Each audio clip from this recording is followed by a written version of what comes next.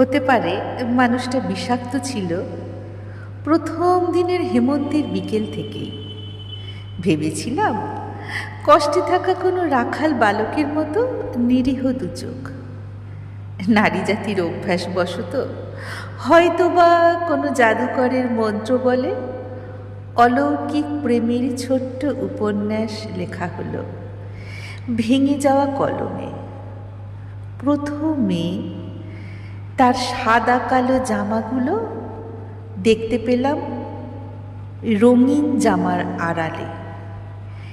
একাধিক বিষধর সাপের স্বপ্ন দেখেছি কত মাঝরাত জুড়ে।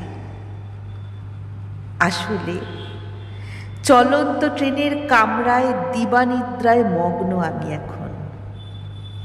আমার স্বপ্নরা আমার কাছে বৃষ্টির মতো পরিষ্কার। মানুষটার মস্তিষ্ক জুড়ে চলে আসা যাওয়ার খেলার হিসেবের খাতা খোলা। আমি আমার ছোটবেলার রঙ্গমঞ্চটা স্মৃতি থেকে এনেছিলাম।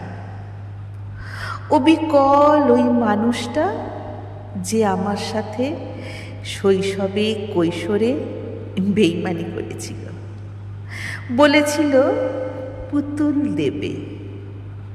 আমার শৈশব কৈশোর সব নিয়ে চলে গিয়েছিল।